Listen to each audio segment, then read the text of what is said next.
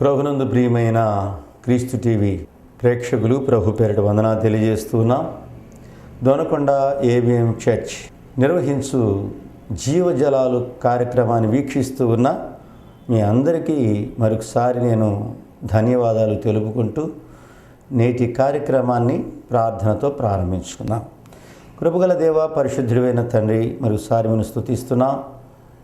అనేక మంది వర్తమానాలు వింటూ ఉన్నారు. విశ్వాసులు కానటువంటి వారు అందరూ నీ వర్తమానాలు వినడానికి అవకాశాన్ని మీరు కలుగు చేశారు. ఈ జీవజలాలు కార్యక్రమం ద్వారా అనేక మంది బిడ్డలు రక్షణ పొందడానికి సహాయాన్ని అనుగ్రహించండి. అలాగనే దీని కొరకు ఆర్థిక సహాయం చేస్తూ ఉన్నటువంటి కుటుంబాలను మీరు దీవించండి. నేటి దినం ఆర్థిక సహాయం చేసినటువంటి కుటుంబాన్ని మీరు ప్రత్యేకించి ఆశీర్వదించండి.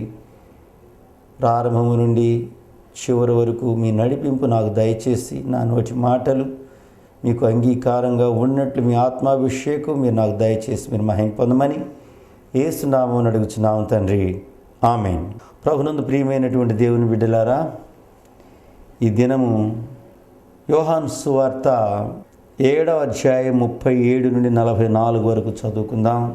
ఆ పండుగలో మహాదినమైన అంత్యదినమున యేసు నిలిచి, ఎవడైనను దప్పి గునిని ఎడల నా యుద్ధకు వచ్చి దప్పి తీర్చుకొనవలెను. నా యందు విశ్వాసముంచువాడెవడో లేఖనము చెప్పినట్టు వాని కడుపులో నుండి జీవజల నదులు పారునని బిగ్గరగా చెప్పాను. తన యందు విశ్వాసముంచువారు పొందబోవు ఆత్మను గూర్చి ఆయన ఈ మాట చెప్పాను. యేసు ఇంకను మహింపరచబడలేదు గనుక ఆత్మ ఇంకను అనుగ్రహింపబడి ఉండలేదు. జన సమూహములో కొందరు ఈ మాటలు విని నిజముగా ఈయన ఆ ప్రవక్తయే అనిరి. మరికొందరు ఈయన క్రీస్తే అనిరి. మరికొందరు క్రీస్తు గలిలయలో నుండి వచ్చిన, క్రీస్తు దావీదు వంశములో పుట్టి దావీదు ఉండిన బెత్లెహేము గ్రామములో నుండి వచ్చునని లేఖనము చెప్పుడు లేదా అనిరి. కాబట్టి ఆయనను గూర్చి జన సమూహములో భేదము పుట్టెను. వారిలో కొందరు ఆయనను పట్టుకొనదలచిరి గాని ఎవడను ఆయనను పట్టుకొనలేదు. ప్రభునందు ప్రియమైనటువంటి దేవుని పిల్లలారా, యేసుక్రీస్తు ప్రభువారు ధర్మశాస్త్రంలో చెప్పబడిన రీతిగా గలిలయ ప్రాంతము నుండి యెరూషలేముకు దేవుని ఆరాధించటానికి క్రమము తప్పకుండా ఆయన వచ్చేవాడు. లేవీ కాండములో 23వ అధ్యాయము 34వ వచనములో 7వ నెల 10వ దినమున మొదలుకొని 7 దినముల వరకు యెహోవాకు పర్ణశాలల పండుగ జరుపవలెను. ఆ పర్ణశాలల పండుగకు ఆయన వచ్చాడు. ఆ 7 దినాలలో అంత్య దినమున చిట్ట చివరగా ఆయన సిలోయము అనేటటువంటి కోనేటి దగ్గర ఆయన కూర్చొని ఉన్నాడు. అక్కడకు అనేక మంది జన సమూహములు అక్కడికి వస్తూ ఉన్నారు. పర్ణశాలల పండుగలో ఆ మహాదినమున యాజకుడు ఆ సిలోయము కోనేటికి వెళ్ళి తాను ఒక బంగారపు కూజాలో నుండి నీటిని తీసుకుని వెళ్ళి బలిపీఠము దగ్గర క్రింద వాటిని పోస్తాడు. ఆ సందర్భంలో జనులందరూ కూడాను కీర్తనల గ్రంథం 113వ అధ్యాయం లేదా సంకీర్తన నుండి 118 వరకు ఉండేటటువంటి స్తుతి గీతాలు, వీటిని హల్లెల్ అంటారు. ఈ స్తుతి గీతాలు పాడుతూ ఉండగా యాజకుడు వెళ్ళి ఆ నీటిని తీసుకొని వస్తాడు. ఆయన అక్కడ కూర్చొని ఈ నీటిని గూర్చినటువంటి సిలోయము కోనేటిలో ఉండేటటువంటి నీటి కన్నా తానిచ్చేటటువంటి నీరు, అది ఆత్మ అనేటటువంటి మాట ఇక్కడ మనం చూస్తూ ఉన్నాం. 39వ వచనంలో తన యందు విశ్వాసముంచువారు పొందబోవు ఆత్మను గురించి ఆయన ఈ మాట చెప్పారు. పొందబోయేటటువంటి ఆత్మ, దేవుని యొక్క ఆత్మ మనకు అనుగ్రహిస్తాడని, ఆ ఆత్మ ద్వారా మనం జీవిస్తామని, లివింగ్ వాటర్ అనగా హోలీ స్పిరిట్, ఈ స్పిరిట్ అనేటటువంటిది మనలో లేకపోతే మనము నిర్జీవులుగా అయిపోతాం, మరణిస్తాం. మనలో ఆత్మ లేకపోతే, మనలో ప్రాణం లేకపోతే మనం చనిపోయినటువంటి స్థితిలో ఉంటాం. దేవుని ఆత్మ లేనటువంటి వాడు కూడాను నిర్జీవమైనటువంటి స్థితిలో ఉంటాడు. సహజంగా మానవుని జీవితంలో 70% నీరుండాలి. ఒకవేళ ఆహారము లేకుండా 60 రోజులు బ్రతకవచ్చును, కానీ నీరు లేకుండా 6 రోజులు బ్రతకలేడు మనిషి. కనుక నీటి యొక్క ఆవశ్యకత, నీటి అవసరత ఎలాంటిదో యేసు ప్రభువారు ఎరిగినటువంటి వాడు. మనము కూడా దేవుని యొక్క ఆత్మ చేత మనము నడిపించబడవలసినటువంటి అవసరత ఉన్నది.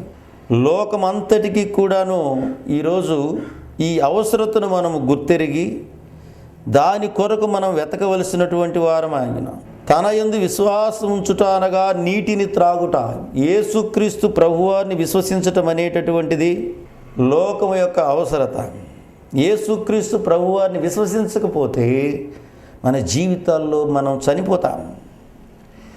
అందువలన యెషయా గ్రంథములో 44వ అధ్యాయం 3వ వచనంలో, ఎండిన భూమి మీద ప్రవాహ జలమును కుమ్మరించెదను, నీ సంతతి మీద నా ఆత్మను కుమ్మరించెదను, నీకు పుట్టిన వారిని నేను ఆశీర్వదించెదను.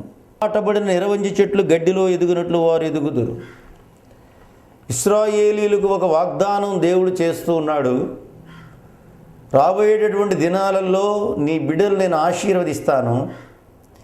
ఏ రీతిగా అనగా, నీ బిడ్డలను సమృద్ధి అయినటువంటి ఆత్మచేత వారిని నింపి ఆ ఆశీర్వాదాలు పొందినట్లు నేను వారిని ప్రత్యేకించబడుతూ ప్రభువు కొరకు జీవించే రీతిగా చేస్తాను. యోవేలు గ్రంథములో 3వ అధ్యాయము 18వ వచనములో, ఆ దినమందు పర్వతములలో నుండి క్రొత్త ద్రాక్షారసం పారును, కొండలలో నుండి పాలు ప్రవహించును, యూదా నదులన్నిటిలో నీళ్లు పారును, నీటి ఊట యెహోవా మందిరములో నుండి ఉబికి పారి షిత్తీములోయను తడుపును. దేవుని మందిరములో నుండి ప్రవహించేటటువంటిది దేవుని ఆత్మ, దేవుని వాక్యము, ఇవన్నీ కూడా ఒకదానికి ఒకటి పర్యాయ పదాలుగా ఉన్నాయి. దేవుని వాక్యము అది నీటితో, దేవుని మాటలు, దేవుని యొక్క ఆత్మ, ఇవన్నీ కూడా నీటితో పోల్చుట పరిశుద్ధ గ్రంథములో మనం గమనిస్తాం.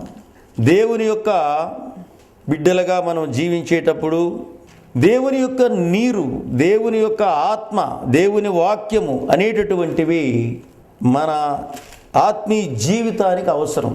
దేవుని వాక్యము లేకపోతే మనము ఆత్మీయంగా మరణిస్తాం.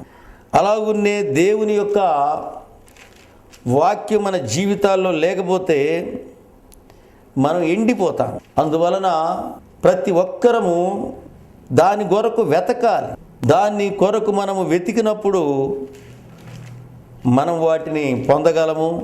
అందువలన మోషే అంటాడు 32వ అధ్యాయములో ద్వితీయోపదేశకాండము, నా ఉపదేశము వానవలే కురియును, నా వాక్యము మంచువలెను, లేత గడ్డి మీద పడు చినుకు వలెను, పచ్చిక మీద కురియు వర్షం వలెను ఉండును అన్నాడు.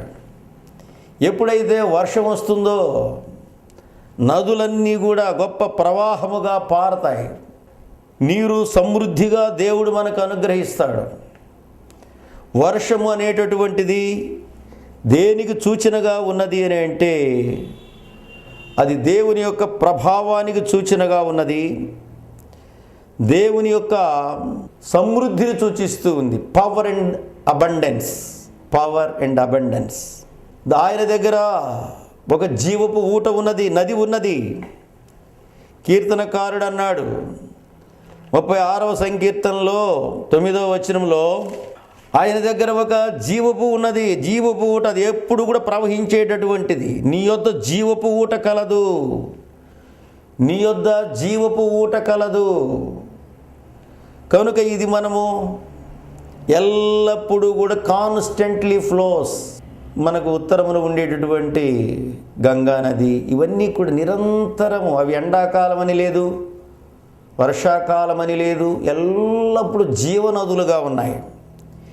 యేసుక్రీస్తు ప్రభువారు ఆయన నేను జీవనదిని, అలాగుననే ఏ దేవుడు కూడా నేను జీవనదిని. ఇర్మియా గ్రంథంలో 2వ అధ్యాయం 13వ వచనంలో ఇశ్రాయేలీయుల మీద ఆయన నేరం మోపుతూ ఉన్నాడు. ఆయన జీవజలములు తాను కోరుకోకుండా జీవజలముల ఊటనైన నన్ను విడిచియున్నారు. 2వ అధ్యాయము 13వ వచనములో వారు చేస్తూ ఉన్న 2 నేరాలు, నా జనులు 2 నేరములు చేసి ఉన్నారు. జాలముల ఊటనైన నన్ను విడిచి ఉన్నారు, తమ కొరకు తొట్లను అనగా బ్రద్దలై నీళ్లు నిలవని తొట్లను తొలగించుకొని ఉన్నారు. ఈరోజు మనం నిత్య జీవాన్ని, నిత్య సంతోషాన్ని, ఆశీర్వాదాలని మనం తృణీకరించి మన సొంత ప్రయత్నాలతో సంతోషాన్ని పొందడానికి, ఆశీర్వాదాలు పొందడానికి ప్రయత్నం చేస్తూ ఉన్నాం. ఆయన నిన్న నేడు రేపు ఒకే రీతిగా ఉన్నాడు. ఆయన నిరంతరం ఆయన యొక్క ఆశీర్వాదాలు మనకు అందించటానికి ఆయన ఎల్లప్పుడూ కూడాను ఎంత మనం తీసుకున్నప్పటికీ కూడా తరగనటువంటి ఆశీర్వాదాలు ఆయన దగ్గర ఉన్నాయి. కనుక ఇప్పుడు దానిని గురించినటువంటి లక్ష్యం మన జీవితాల్లో లేదు. నిర్లక్ష్యంతో మనం ఉంటూ ఉన్నాం. కనుక యేసుక్రీస్తు ప్రభువారు సమరీ స్త్రీతో చెప్పాడు. యోహాను సువార్త 4వ అధ్యాయము 14వ వచనంలో, నేను వానికిచ్చు నీళ్లు నిత్య జీవమునకై వానిలో ఊరెడు నీటి బొగ్గుగా ఉండునని ఆమెతో చెప్పాను. ఆమెలో, ప్రతి వానిలో, మనలో ఊట అనేటటువంటిది ఎప్పుడు మనలో ఉంటుందో అది ఇతరులకు మనం ఇవ్వగలం. మనలో లేకపోతే మనము ఇతరులకు ఏ విధమైన, ముందు నీవు ఆశీర్వాదాలతో నింపబడాలి. నీవు యేసుక్రీస్తు ప్రభువారిని స్వీకరించి ఉండాలి. నీవు మొట్టమొదట యేసు ప్రభువారి యొక్క ఆత్మ, పరిశుద్ధాత్మను పొంది ఉండాలి. దేవుని వాక్యముతో నింపబడడం అవసరం. దేవుని మాటలతో నింపబడడం అవసరం. కనుక మనం ఎప్పుడైతే దేవుని వాక్యముతో మనం నింపబడతామో అప్పుడు మనం ఇతరులకు వాటిని అందించగలం. దాని పట్ల మనం ఎంతగా నీవు నింపబడతావో అంతగా ఇతరులకు ఇవ్వగలం. నీవు ఖాళీగా ఉంటే, నీ హృదయం ఖాళీగా ఉంటే నీవు ఇతరులకు ఏమి ఇవ్వలేవు. అందుచేత మొట్టమొదట దాని కొరకు మనం వెతకాలి. మత్తయి సువార్త 5వ అధ్యాయం 6వ వచనంలో ఆయన కొండ మీద ప్రసంగంలో ఆయన తెలియజేసినట్లుగా, నీతి కొరకు ఆకలి దప్పులు గలవారు ధన్యులు, వారు తృప్తిపరచబడుదురు అని. నీతి కొరకు ఆకలి, దప్పిక కావాలి. దప్పిక, దేవునిని గూర్చినటువంటి దప్పిక, తృష్ణ, దాహం, అది మనకు అవసరం. ఇది మనలో కలగాలి, దేవుని గూర్చినటువంటి దాహం. అందుచేత దావీదు ఆ దాహమును ఆయన దేనితో పోలుస్తూ ఉన్నాడు అనంటే, నీళ్లు లేక ఎండి ఉన్న దేశమందు నా ప్రాణము నీ కొరకు తృష్ణ కొని ఉన్నది. ఆయన తృష్ణ ఎలాగును ఉన్నది అనంటే, నీళ్లు లేక ఎండి ఉన్నటువంటి దేశములో అంతా కూడాను నెరవిడిచి బ్రద్దలైపోయినటువంటి భూమికి నీరు యొక్క అవసరత ఎంత ఉన్నదో అలాగున నా జీవితం ఎలాగును ఉన్నది అనంటే, ఎండిపోయినటువంటి భూమి నీటిని ఎంత కోరుకుంటుందో అలాగును నేను కోరుకుంటూ ఉన్నాను. ఆ తృష్ణ ఈరోజు మనకు అవసరం. ఇంకొకటి 42వ అధ్యాయం 1-2 వచనములలో, దుప్పి నీటి వాగుల కొరకు ఆశపడినట్లు దేవా నీ కొరకు నా ప్రాణము ఆశపడుచున్నది. నా ప్రాణము దేవుని కొరకు తృష్ణ కొనుచున్నది, జీవము గల దేవుని కొరకు తృష్ణ కొనుచున్నది. ఈ దినాలలో తృష్ణ లేదు. ఈ దినాల్లో దేవుని పట్ల, దేవుని మాటల పట్ల ఆసక్తి లేదు. ఇది భయంకరమైనటువంటి స్థితిని తెలియజేస్తూ ఉంది. దేవుని యొక్క మాటలు మనకు దాని యొక్క అవసరతను మనము మరిచిపోతూ ఉన్నాము, లేదా నిర్లక్ష్యం చేస్తూ ఉన్నాము. ఇండిఫరెన్స్, నిర్లక్ష్యం. దేవుని మాటలతో మనం నింపుకోవడం, దాని కొరకు వెతకడం అనేటటువంటిది అవసరం. ఇర్మియా గ్రంథములో 29వ అధ్యాయం 13వ వచనములో, ఇర్మియా గ్రంథము 29:13, మీరు నన్ను వెదకిన ఎడల పూర్ణ మనసుతో నన్ను గూర్చి విచారణ చేయున ఎడల మీరు నన్ను కనుగొందురు.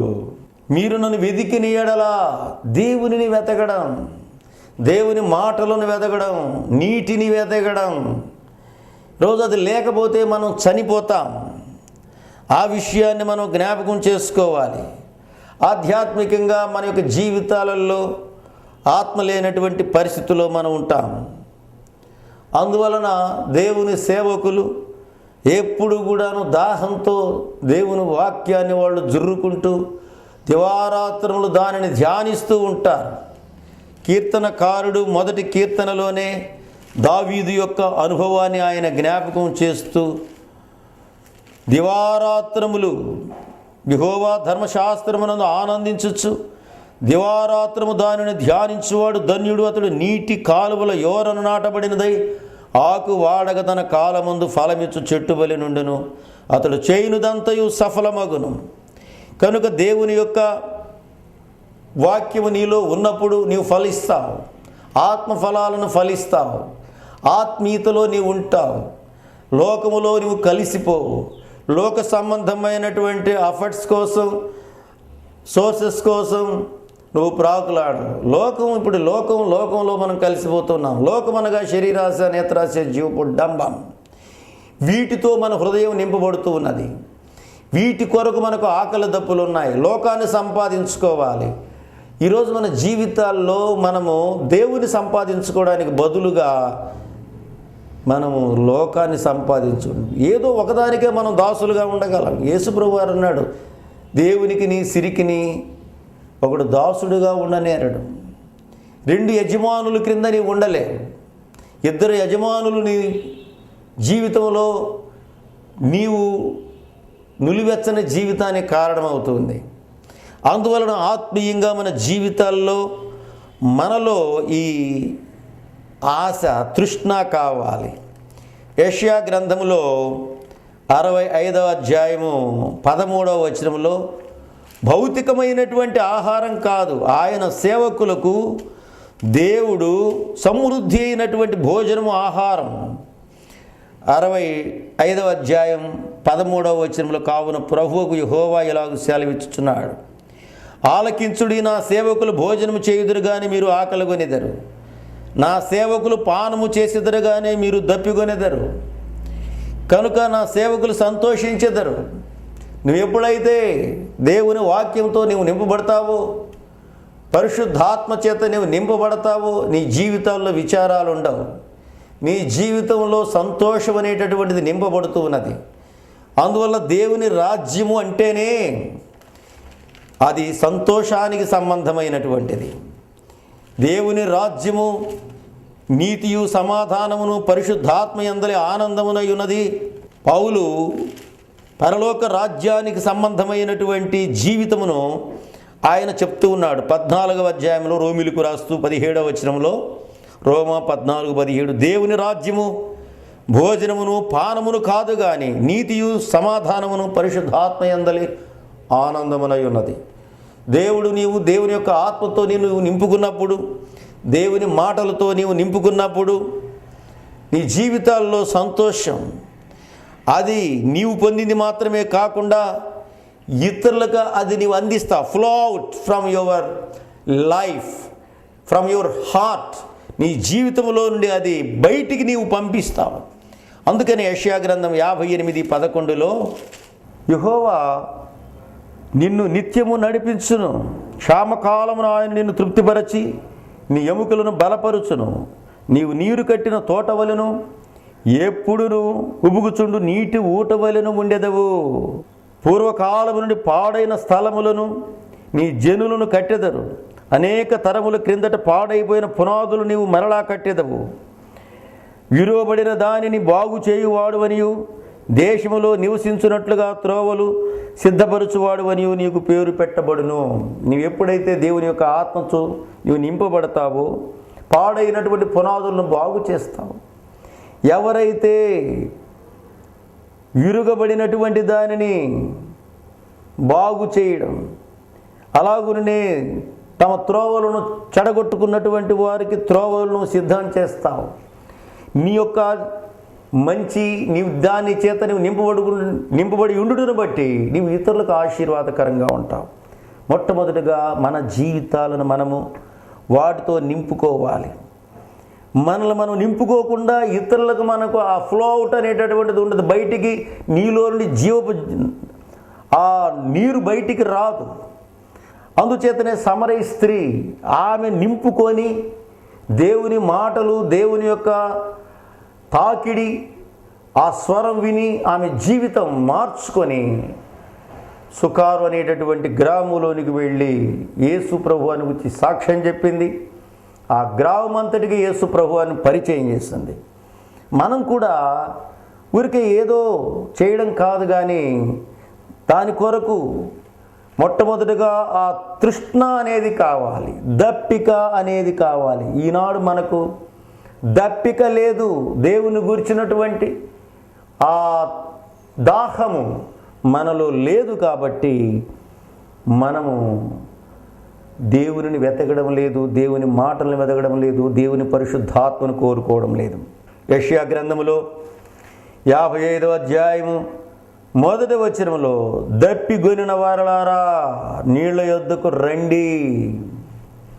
నీలో దాహం ఉంటే వస్తావు. కనుక దాహము లేనటువంటి పరిస్థితుల్లో మనము నీళ్ల యొద్దకు రాము. ఎక్కడెక్కడో తిరుగులాడుతూ ఉన్నాము. నీటి యొక్క అవసరత నువ్వు జీవించడానికి, ఆత్మీయంగా నువ్వు సజీవంగా ఉండడానికి నీటి యొక్క అవసరతను నీవు గుర్తెరగాలి. మత్తయి సువార్తలో 7వ అధ్యాయం 7-8 వచనములలో యేసుక్రీస్తు ప్రభువారు, అడుగుడి మీకు ఇయ్యబడును, వెదకుడి మీకు దొరుకును, తట్టుడి మీకు తీయబడును. అడుగు ప్రతి వాడును పొందును, వెదుకువానికి దొరుకును, తట్టువానికి తీయబడును.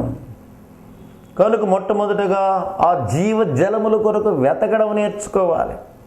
దేవుని వాక్యం ఎక్కడ ఉందా? దేవుని మాటలు ఎక్కడ వినబడుతూ ఉన్నాయా? దేవుని స్వరం ఎక్కడ వినబడుతూ ఉందా? దాని చేత నీవు నింపుకున్నప్పుడు, దానికి నీవు విధేయుడు అయినప్పుడు, యేసుక్రీస్తు ప్రభువారిని నీవు విశ్వసించడం ద్వారా నీ జీవితం మార్పు చెందుతుంది. దేవుని విశ్వసించకపోతే మన జీవితాల్లో దేవుని గురించినటువంటి దాహం ఉండదు. బైబిల్ అంతా కూడాను ఆది కాండం నుండి ప్రకటన గ్రంథం ఈ మధ్య భాగములో ఉన్నటువంటి విషయాలన్నీ కూడాను మొట్టమొదటగా ఆదాము చేసినటువంటి పొరపాటు, లోకములో దాహం తీర్చుకోవడానికి ప్రయత్నం చేశాడు, సంతృప్తి కొరకు ప్రయత్నం చేశాడు, దేవునితో నిమిత్తము లేకుండా గొప్పవాడు కావాలి అనుకున్నాడు. కానీ ఇప్పుడు యేసుక్రీస్తు ప్రభువారు ద్వారా మనము ఆయన ఆహ్వానించేటటువంటి ఆహ్వానంతో ప్రకటన గ్రంథం ముగించబడుతుంది. 22వ అధ్యాయం 17వ వచనంలో, ఆత్మయు పెండ్లి కుమార్తెయు రమ్ము అని చెప్పుచున్నారు, వినువాడును రమ్ము అని చెప్పవలెను. దప్పిగొనిన వారిని రానిమ్ము, ఇచ్చయించు వారిని జీవజలమును ఉచితముగా పుచ్చుకొననిమ్ము. దప్పిగొనిన వానిని రానిమ్ము, ఇచ్చయించు వానిని జీవజలమును ఉచితముగా పుచ్చుకొననిమ్ము. ఉచితంగానే దేవుడు నీకు ఈ రక్షణ ఆనందాన్ని ఇస్తాడు. నీలో కావలసినటువంటి దప్పిగొనినటువంటి వాని రమ్ము. నిన్ను ఎవరు బలవంత పెట్టారు? నువ్వు ప్రభువును నమ్ముకో, నువ్వు రక్షణ పొందు, లేకపోతే నీకు అది ఇది అని ఎవరు కూడా నిన్ను బలవంత పెట్టారు. నీకు ఒక స్వేచ్ఛ ఉన్నది, నీకు ఒక ఫ్రీడమ్ దేవుడు ఇచ్చాడు. Either to take are reject. నువ్వు దాన్ని స్వీకరించడానికి కానీ, టు రిసీవ్ ఆర్ రిజెక్ట్. ఈరోజు దాన్ని తీసుకోవడానికి కానీ, దాన్ని తృణీకరించడానికి కానీ ఉన్న అవకాశాన్ని నువ్వు సద్వినియోగం చేసుకో. నీ దినములు ఈ లోకములు ఎప్పుడు ముగించబడతాయో తెలియదు. ముందుగానే జీవితాన్ని మార్చుకొని ప్రభువుతో కూడా ఉండడానికి ఆయన నువ్వు ఆహ్వానించు. పెండ్లి కుమార్తె చెప్తూ ఉంది, ఆయన కోసం సిద్ధపడినటువంటి సంఘం, ఆత్మయు పెండ్లి కుమార్తెయు రమ్ము అని చెప్పుచున్నారు. యేసుప్రభువారు తిరిగి వస్తాడు. అందువలన వినువాడు రమ్ము, వినేటటువంటి వారు కూడా యేసు ప్రభు వారిని రమ్మని ఆహ్వానించగలిగినటువంటి సిద్ధపాటు అవసరం. దప్పిగొనిన వారిని రానిము, ఇచ్చయించు వారిని జీవజలమును ఉచితముగా పుచ్చుకొననిమ్ము. ఇచ్చయించు వారిని, నీకు ఆ ఇచ్చ ఉన్నదా, ఆ ఇష్టం ఉన్నదా? ఈరోజు ఆయన మనల్ని ఆహ్వానిస్తూ ఉన్నాడు. ఇంకా నీకు ఈ దాహం లేకపోతే, ఈ తృష్ణ లేకపోతే, ఈ తృష్ణ నీ హృదయంలో అది నేడైనా ప్రారంభమై ఆ జీవధారలు ఇతరులకు అందించడానికి దేవుడు నిన్ను నన్ను వాడుకొనుగాక. చిన్న ప్రార్థన చేసుకుందాం. ప్రేమగల దేవా, పరిశుద్ధుడైన తండ్రి, అనేక పర్యాయాలు మీ స్వరం మాకు వినబడుతుంది, నీ మాటలు వినబడుతూ ఉన్నాయి. నిన్ను విశ్వసించలేకపోతూ ఉన్నాం, నీ ఆత్మను పొందలేకపోతూ ఉన్నాం, నీ వాక్యమును మేము నింపుకోలేకపోతూ ఉన్నాం. మమ్మల్ని క్షమించి నేడైనా నీ వాక్యంతో మీరు మమ్మల్ని నింపి ఆత్మ ఫలాలు ఫలించటానికి, సమృద్ధి అయినటువంటి జీవజలములు, సమృద్ధి అయినటువంటి జీవ మాటలు మా హృదయాల్లో నింపుకోవడానికి కృపను దయచేయమని యేసునామమున అడుగుచున్నాము తండ్రి. ఆమేన్.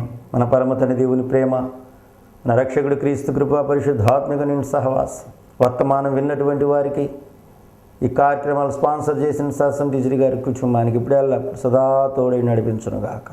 ఆమేన్.